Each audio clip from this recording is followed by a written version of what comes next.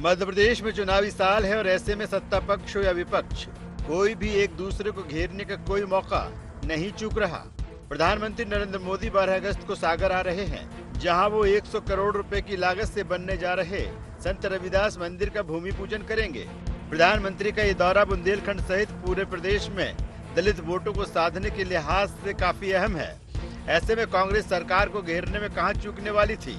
मोर्चा संभाला खुद कांग्रेस के राष्ट्रीय अध्यक्ष मल्लिकार्जुन खड़गे ने। उन्होंने छतरपुर में एक दलित युवक को मेला खिलाने की घटना का हवाला देकर कहा कि मध्य प्रदेश में दलित और आदिवासी सिर उठाकर नहीं जी पा रहे हैं। खड़गे ने ट्वीट कर कहा कि मध्य प्रदेश के दलित, आदिवासी और पिछड़े वर्ग के नागरिक दशकों से भाजपाई कुशासन में अपमान का घूंट पी रहे हैं।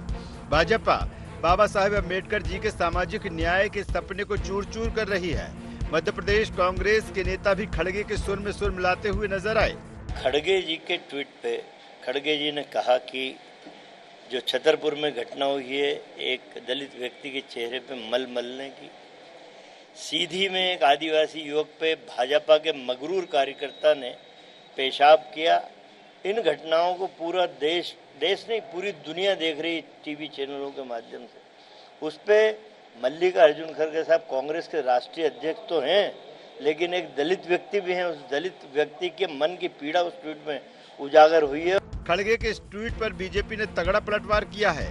बीजेपी के अनुसूचित जाति मोर्चा के राष्ट्रीय अध्यक्ष लाल सिंह आर्य ने कहा कि खड़गे को दलितों पर होने वाले अत्याचारों की जानकारी नहीं है।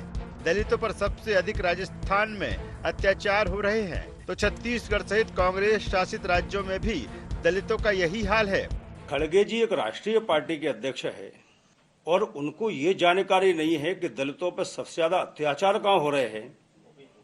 तो मैं उनको प्रेस के माध्यम से स्मरण कराना चाहता हूं, दलितों पर सबसे ज्यादा अत्याचार, दलितों की महिलाओं के साथ सामूहिक बलात्कार, सबसे ज्यादा अपराध कहीं घटित हो रहे हैं तो वो राजस्थान में कांग्रेस की गवर्नमेंट में हो रहे हैं।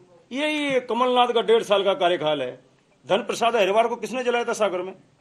किसने सामूहिक बलात्कार किया था आदिवासी बहन के साथ बैतूल में? किसने 2 वाल्मीकि बच्चों को मारने का काम शिवपुरी में किया था?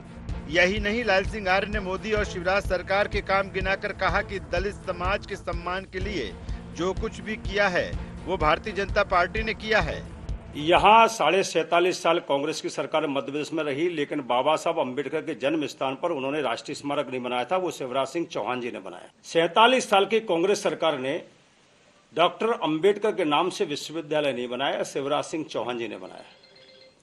तथागत बुद्ध के नाम से कोई विश्वविद्यालय नहीं था, लेकिन शिवराज सिंह चौहान ने बनाया। अंबेडकर के नाम से कांग्रेस के समय में यहाँ छुट्टी 14 अप्रैल को नहीं होती थी, वो शिवराज सिंह चौहान के समय हो रही है। अब आपको छतरपुर की घटना की आड़ में दलितों पर हो रही सियासत के मायने भी समझा देते हैं। मध्य प्रदेश में अनुसूचित जाति की आबादी 1 करोड़ 13 लाख से अधिक है। अनुसूचित जाति प्रदेश की कुल आबादी का लगभग 16% है। एससी में जाटव, मोची, सतनामी की आबादी 47% से अधिक है। इंदौर, उज्जैन, सागर जिले में 5 लाख से अधिक की आबादी अनुसूचित जाति वर्ग की है। मुरैना व छतरपुर में 4 लाख से अधिक आबादी एससी वर्ग की है। उज्जैन, दतिया, टीकमगढ़ में कुल आबादी की 25% आबादी अनुसूचित जाति वर्ग की है। शाजापुर, उमरिया, अनूपपुर, भोपाल व शहडोल में भी एससी निर्णायक है। 35 सीटें एससी वर्ग के लिए आरक्षित है।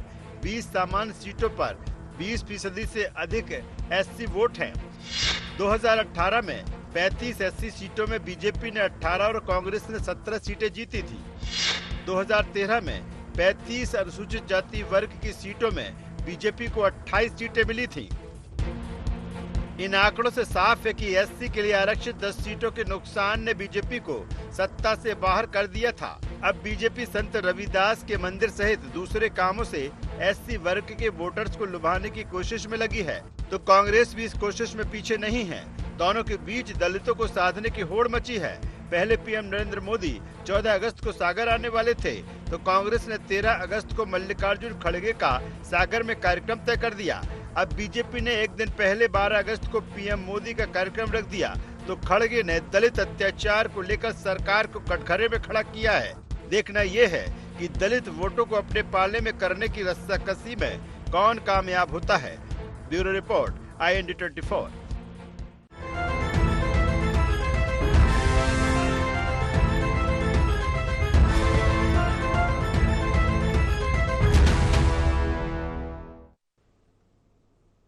IND एजेंडा जातिवाद की घृणित राजनीति में आपका स्वागत है।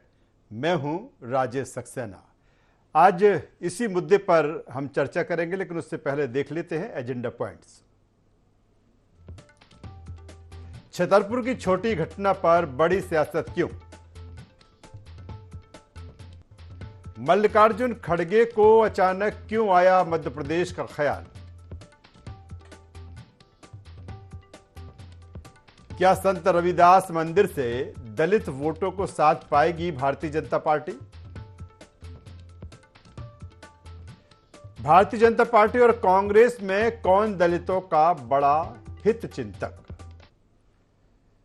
तो आज के एजेंडा के अहम पॉइंट्स हैं जिन पर आज हम चर्चा करेंगे। जिस तरह से जो मध्य प्रदेश की चुनावी सियासत है, लगातार उसकी जो धार है और तेज होती जा रही है। जाहिर सी बात है, चुनाव का समय जैसे जैसे नजदीक आता जा रहा है, वैसे ही चाहे सत्ताधारी दल भारतीय जनता पार्टी हो या विपक्ष में बैठी कांग्रेस, उसके तर्कस में जो तीर हैं वो एक के बाद एक छोड़े जा रहे हैं। जिस तरह से इस वक्त जो मध्य प्रदेश की सियासत है, राजनीति है, वो दलितों को लेकर गरमाई हुई है।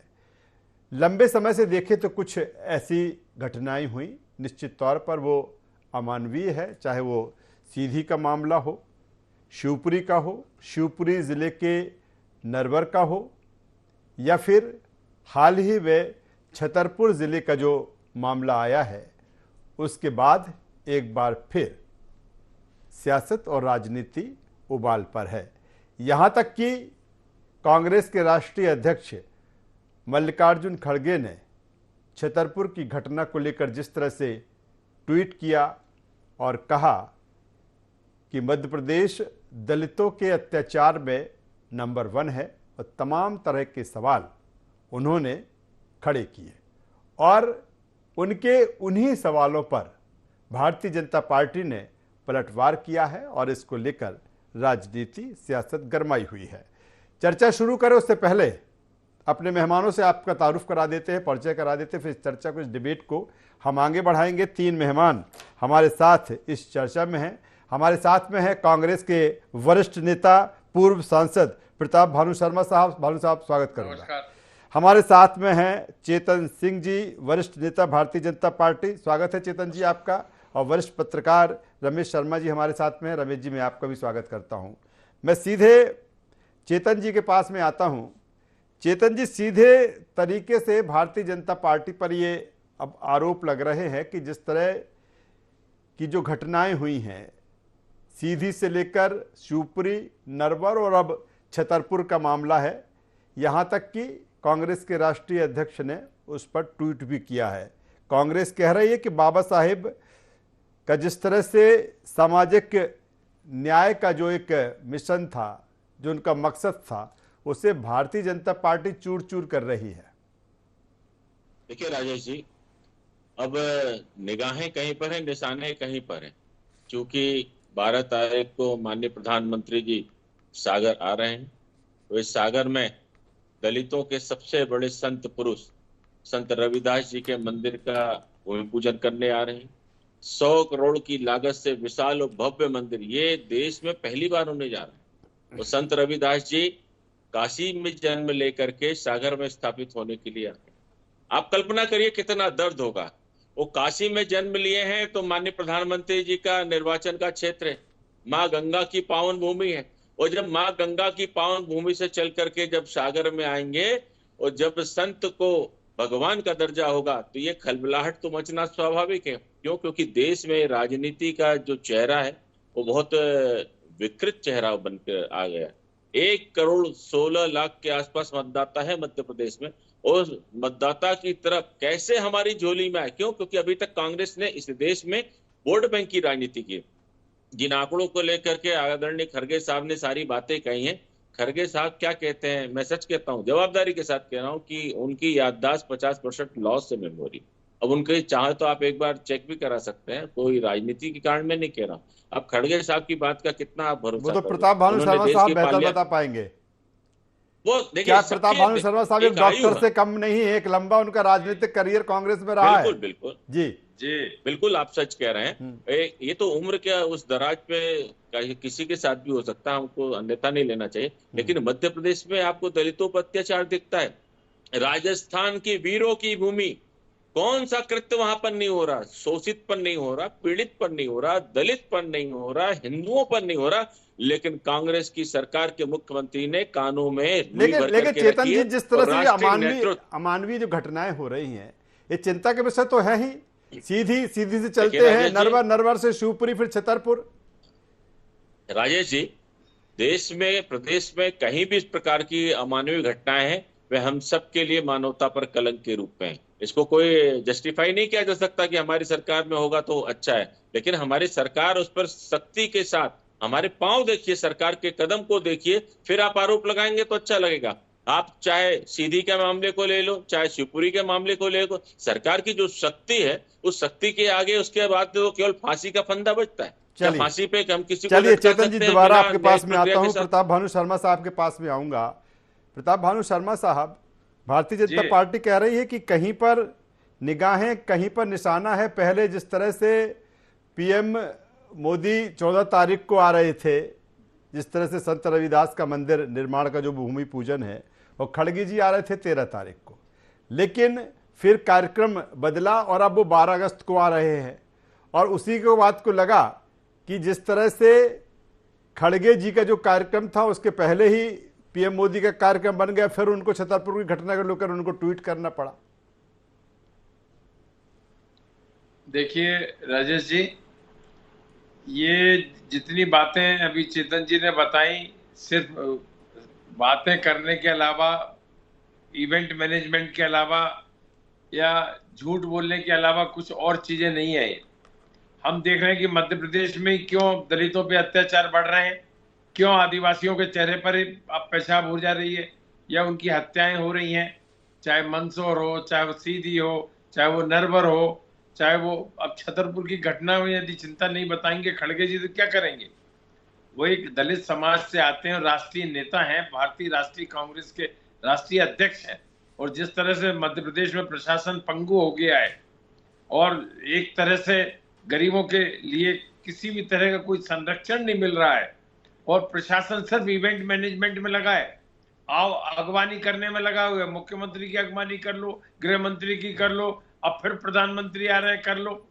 इन्हें कभी इन 18-20 वर्षों में इनकी अपने रविदास जी का मंदिर बनाने की याद नहीं आई?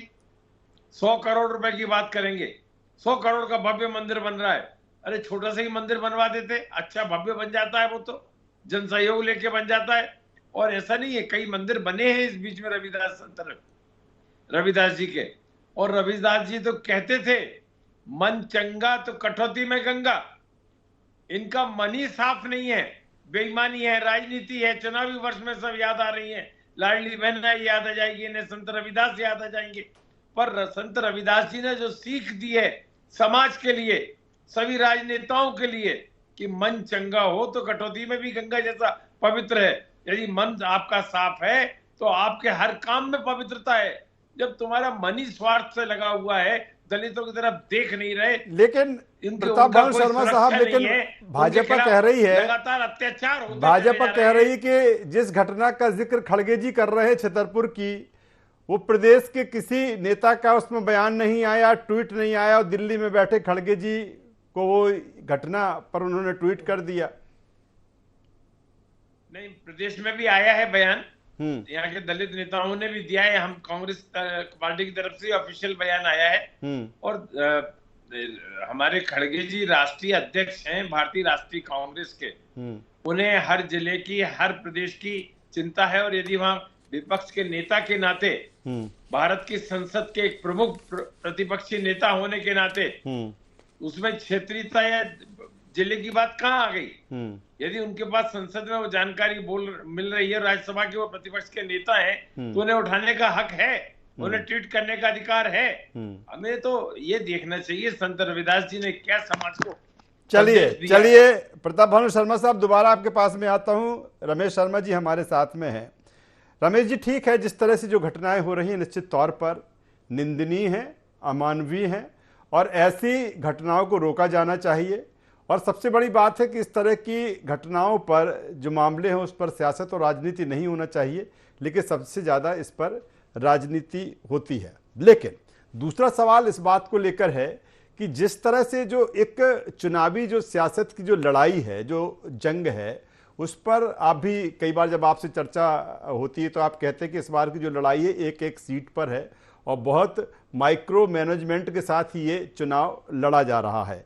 अगर हम संत रविदास मंदिर निर्माण की बात हो रही है कि 14 तारीख को पीएम मोदी आने वाले थे, फिर 13 को खड़गे जी आ रहे थे, लेकिन उन्होंने कहा कि उसके पहले पीएम मोदी को लाया जाए तो 12 अगस्त को लिया है। ये जो सय और मात कहें इसको, इस तरह की चीज़ें, क्योंकि बड़ी बारीकी से सारी चीज़ें ऑब्जर्व हो रही हैं। देखिए, मोटे तौर पर राजेश जी, जैसे आज आपने खुद अपने पैकेज में लिखा है घृणित राजनीति, निश्चित रूप से अपराध अगर होता है तो वो अपराध ही होता है, और अपराधी और पीड़ित वो होता है, उसको जाति से और वर्ग से नहीं जोड़ना चाहिए। वो अंग्रेज थे जो घोषित रूप से कहते थे कि बांटो, राज करो। तो कुल मिलाकर के जैसे जैसे चुनाव आ रहे हैं, कहीं ना कहीं राजनीतिक दल समाज को बांटने का काम कर रहे हैं, और इससे जो समाज का जो समरसता और एक रूपता का जो भाव है वो इसमें कमजोर होगा। ऐसा नहीं है कि जो घटनाएं घट रही हैं, अच्छा, आपके ही चैनल पर मैंने एक दिन कहा था कि इस तरह की घटनाएं चुनाव तक अभी बहुत बढ़ेंगी और ऐसे बहुत सारे वीडियो आएंगे। इसमें से बहुत सारी घटनाएं तो मुझे योजना पूर्वक, मुझे संदेह है, मुझे सच पता नहीं, मुझे संदेह है, योजना पूर्वक समाज को बांटने के लिए इस तरह की घटनाएं घट रही हैं। ऐसा नहीं कि कोई सेवा वर्ग के साथ ही इस तरह की घटनाएं हुई हैं। विदिशा जिले के एक गांव में दोपड़िया, उसमें पुजारी परिवार के साथ क्या घटा है, बाप बेटी दोनों ने सुसाइड किया है। एक घटना इंदौर में घटी है, रीवा में घटी है, जिसमें सामान्य वर्ग के लोग पीड़ित हुए हैं। तो अपराध जो होते हैं वो अपराधी होते हैं, और जो पीड़ित होते हैं वो पीड़ित होते हैं, उसको उसी तरीके से लिया जाना चाहिए। एक बात। दूसरी बात कहना चाहता हूं, भारत में जन्म के आधार पर, जाति के आधार पर श्रेष्ठता कभी नहीं रही। अब अगर रैदास जी को अगर आप देखेंगे तो रैदास जी ने जन्म जिस समाज में लिया है, लेकिन वो रामानंदाचार्य जी के शिष्य हैं, और रामानंदाचार्य जी के शिष्य होने के साथ गागरोन के राजा जो बाद में पीपाजी बने वो उनके गुरु भाई हैं। और मीरा जो है वो एक राजा की पुत्री है और एक राजा को ब्याही है, वो चित्तौड़ की महारानी थी, वो उनके शिष्य हैं। तो कहाँ इसमें जाति आ गया? तो लेकिन अंग्रेज जो षड्यंत्र करके चले जा रहे थे, उस आधार पर मैं समझता हूं राजनीतिक दलों को इस तरह की घटना को अपराधी और पीड़ित के रूप में ही देखा जाना चाहिए। इसको किसी जाति से, वर्ग से नहीं जोड़ना चाहिए। चुनाव आज हैं जो कल खत्म हो जाएंगे, लेकिन वो सारे के सारे लोग एक मोहल्ले में रहते हैं और रात दिन काम करते हैं। मैं एक बात कह करके मैं बात को विराम दूंगा राजेश जी, समाज जीवन में कोई व्यक्ति किसी से जाति नहीं पूछता। हम रेलवे में यात्रा करते हैं, कोई जाति नहीं पूछते, किसी डॉक्टर से इलाज कराते हैं, जाति नहीं पूछते, बफे में खाना खाने जा रहे होते हैं, किसी से नहीं पूछते कि भैया खाना कौन ने बनाया, होटल में नहीं पूछते कि कौन जात के व्यक्ति ने खाना बनाया, कहीं कोई जाति नहीं पूछता। लेकिन राजनीति में और वोट के हिसाब में, क्योंकि ये षड्यंत्र अंग्रेज करके चले गए और उस आधार पर राजनीति चल रही है, तो मेरा राजनीतिक दलों से आग्रह है, अब 75 वर्ष हो गए हैं, अब समाज को समरस होने दें, एक रूप होने दें, पूरे समाज को एक भारतीय टैग हो, वर्ग और जाति और धर्म जो है वो घर के अंदर हो। लेकिन रमेश जी, ऐसी घटनाएं, बेहतर बात आप कर रहे हैं, लेकिन ऐसे घटनाएं, इस तरह की राजनीति लगातार बढ़ रही है, कम होती कहीं से भी नजर नहीं आती। निश्चित रूप से, और ये केवल इसलिए बढ़ रही है कि एक बीमारी होती है जिसका नाम है, मानसिक बीमारी है जिसका नाम है स्टॉकहोम सिंड्रोम। वो बीमारी पे फिर कभी चर्चा कर लेंगे। ये वो बीमारी होती है, यदि लंबे समय तक कोई किसी के अधीन रह जाए तो वो उसी के अनुसार अपना जीवन जीने लगता है, उसी के अनुसार जीने लगता है, ऐसा उसका मानस बन जाता है। इसका बीमारी का नाम स्टॉकहोम सिंड्रोम है। बदली जब बार बार ये भी चर्चा रमेश जी होती है कि जो बदला हुआ ट्रेंड है, चाहे हम राजनीति की करें, सियासत की करें, यहाँ तक कि अभी विधानसभा का जिस तरह से जो मानसून सत्र अनिश्चित काल के लिए खत्म हुआ, उसमें भी यही बात आती है कि जिस तरह की पहले चर्चा होती थी, जिस तरह से डिबेट वहाँ पर होती थी, वो नहीं होती। सीधे चेतन जी के पास में आता हूँ। चेतन जी, जिस तरह से प्रताप भानु शर्मा साहब कह रहे थे कि आपको चुनाव के वक्त ही याद आई संत रविदास जी की, और 100 करोड़ रुपए की लागत से आप मंदिर बना रहे थे। इसके पहले भी मंदिर बने हैं। मैं आपके चैनल के माध्यम से पूछना चाहता हूं कि अगर संत रविदास जी का 100 करोड़ का मंदिर बनता है तो कांग्रेस को आपत्ति क्यों? कांग्रेस ने अपने एक परिवार के लिए कितने हजार करोड़ रुपए इस देश के लुटाए, इसके बारे में कभी चिंतन नहीं किया? तब प्रताप भानु जी की आवाज नहीं आई थी कि क्यों इस पर इतना पैसा खर्च किया जा रहा है, क्यों इस तरह से इन सब चीजों पर वेस्टेज किया जाता है? अब जब शोषित पीड़ित दलितों के संत के जब उनके कार्य विस्तार की और उनका जो कार्य है उनका आचरण और जन जन तक पहुंचे तो उससे कांग्रेस को चेतन जी वो इसलिए कह रहे हैं कि वो इसलिए कह रहे हैं कि 2013 में आपको इस वर्ग से तकरीबन 28 सीटें मिली थी, फिर आप जब 2018 के चुनाव में आप 17-18 पर रह गए, तो ये चिंता फिर भारतीय जनता पार्टी को कैसे इस वर्ग पर पकड़ बनाई जाए, और यही कारण है कि आप 100 करोड़ रुपए की लागत से मंदिर बना रहे हैं। वो ये कह रहे हैं चुनावी समय का मकसद उनका कहने का यही है। भारतीय जनता पार्टी जाति की राजनीति कभी नहीं करती, अभी कर रहे ना, हम कभी भविष्य में करने वाले। हम समग्र हिंदुत्व की बात करते हैं।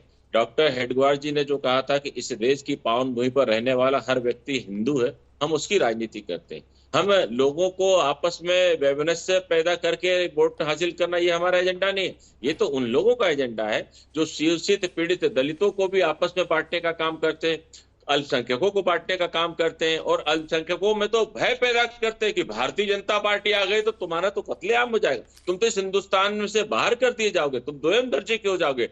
आज इस देश में सफलता के साथ 10वां साल आदरणीय नरेंद्र भाई मोदी जी के नेतृत्व में भारतीय जनता पार्टी के विचारों में चल रहा है, और इस मध्य प्रदेश में माननीय मुख्यमंत्री शिवराज सिंह चौहान जी के नेतृत्व में 4था टर्म उनके मुख्यमंत्री कार्यकाल का चल रहा है।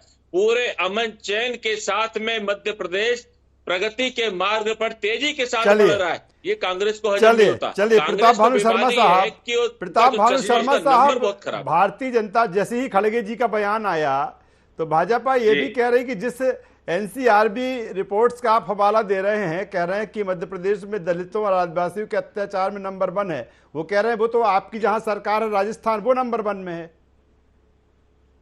एनसीईआरटी रिपोर्ट में तो लिखा ही है ना सर, उसमें इधर उधर घूमने की बात क्या है? मध्य प्रदेश दलितों पर आदिवासियों पर अत्याचार में नंबर 1 है, ये बात इन्हें समझ लेना चाहिए। और इतने प्रवचन, लेकिन वो कह रहे हैं राजस्थान पे चर्चा नहीं करते। इतने प्रवचन देने की बजाय ये उस पर अमल कर ले तो ये अत्याचार ही ना हो। ये शासन में जो बैठा है उसका प्रथम कर्तव्य बनता है कि संविधान में दिए हुए मूल अधिकारों का पालन करें, कानून का राज्य स्थापित करें, राजनीतिक निहित स्वार्थ से कोई काम ना करें, और समाज को धर्म जात बिरादरी के आधार पर ना बांटे। हम ये देख रहे हैं कि ये बांटने का आरोप कांग्रेस पे ही लगाते हैं, जबकि कांग्रेस का ये हमेशा से सिद्धांत रहा है सर्वधर्म समभाव, डिवाइड एंड रूल, ये हमेशा पॉलिसी रही है बीजेपी की, और इसी पे काम कर रहे हैं। नफरत के बीज यदि बोएंगे तो आम नहीं निकल सकते उसमें। आज मणिपुर में क्या हो रहा है, वो तो कांग्रेस रूल्ड स्टेट नहीं है। 2 समाज, कुकी समाज और मैत्री समाज, ऐसा गृह युद्ध जैसी स्थिति निर्मित हो गई है। 3 महीने हो गए, किसी को चिंता नहीं। और किस तरह से दलित आदिवासी महिलाओं के साथ कैसा व्यवहार किया जा रहा है, कहने में हमको शर्म आती है। इस चैनल पर या मीडिया पर जो रमेश शर्मा जी ने कहा कि हमें जात बिरादरी से ऊपर उठकर सभी राजनीतिक दलों को काम करना चाहिए, मैं पूरी तरह सहमत हूं। चलिए इससे समाज में यूनिटी रहेगी। रमेश जी से एक क्लोजिंग कमेंट्स ले लेता हूं। प्रताप भानु शर्मा साहब, रमेश जी से एक क्लोजिंग कमेंट्स लेता हूं। रमेश जी, जी सर, संविधान के कानून का पालन करना चाहिए हमें। जी चलिए रमेश जी, जिस तरह से अगर बात की जाए उस वर्ग की जिसकी चर्चा हम कर रहे हैं, काफी अहम फैक्टर होगा, क्योंकि एक ये भी चीज है कि जैसे कहीं ना कहीं बीएसपी का कई सीटों पर उसका असर रहता था, सपा का भी वहां पर असर रहता था, लेकिन कुछ दिन से देखा जाए वो एक्टिवनेस नहीं है। और यही कारण है कि दोनों का फोकस, चाहे वो कांग्रेस हो चाहे भारतीय जनता पार्टी का हो, कि इस वर्ग को देख लिया जाए। जो 8 से 10% जो वोट बैंक है उसको अगर हमने अपने पाले में कर लिया तो बैतरणी पार हो जाएगी। इसीलिए तमाम सारी चीजें। देखिए, इसमें कोई शक नहीं कि शुरू में बसपा का और सपा का दोनों का जो वोट बैंक था वो जाति के आधार पर ही रहा, लेकिन धीरे धीरे समाज में जागृति आई और जागृति आकर के कहीं ना कहीं समाज एकजुट हुआ और एकजुट होने का कारण ही उन दोनों पार्टियों का वोट का प्रतिशत कम हुआ। लेकिन मुझे लग रहा है कि पर्दे के पीछे कुछ देश विरोधी तत्व कुछ इस तरीके से काम कर रहे हैं कि वो राजनीतिक दलों के पीछे छुप करके अपना मुखौटा बदल करके कहीं ना कहीं भारतीय समाज में विभाजन का काम करते हैं। तो मुझे जो लग रहा है, ये प्रताप भानु जी ने ठीक कहा कि हमको संविधान में जो नियम है उस आधार पर, सख्ती के आधार पर कार्रवाई करके जो भी अपराधी हैं उन्हें कठोर दंड दिया जाना चाहिए। और अगर कोई पीड़ित भी है और कोई अपराधी भी है तो उसका जाति के आधार पर प्रचार ना हो, बल्कि मैं तो ये कहूंगा कि सरकार एक कदम आगे आकर के पीड़ित को भी और अपराधी को भी रोज नामचे में जाति लिखना बंद करे, सीधा सीधा नाम लिखे और सख्ती से कार्रवाई करे। चलिए, बेहतर बात रमेश जी कह रहे हैं और फिर उसी पर आऊंगा कि जिस तरह की जो चीजें हो रही हैं, जातिवाद की जो घृणित राजनीति हो रही है, अपराध या अपराधी कोई भी हो, अगर वो अपराधी है तो वाकई उसको कानून के तहत उसको दंड मिलना चाहिए। लेकिन जिस तरह की सियासत जो राजनीति है निश्चित तौर पर सोचनी है। दूसरी तरफ जब हम बात चुनावी बेला की करते हैं तो तमाम सारे फैक्टरों पर बात होती है, तमाम सारे फैक्टरों पर राजनीतिक दल काम करते हैं, उसमें जाति पर भी, खासतौर पर दलित और आदिवासी पर जिस तरह से बीजेपी और कांग्रेस फोकस्ड है, और उसी को लेकर ये चुनावी सियासत। तीनों मेहमानों का यहाँ पर धन्यवाद करूँगा, शुक्रिया करूँगा। तो कुल मिलाकर जिस तरह से चुनावी बेला और इस चुनावी बेला में जाति पर जो जंग है वो हम छिड़ी हुई देख रहे हैं IND एजेंडा में। बस इतना ही। IND 24 पर खबरों का सिलसिला लगातार जारी है, बने रहिए हमारे साथ। नमस्कार।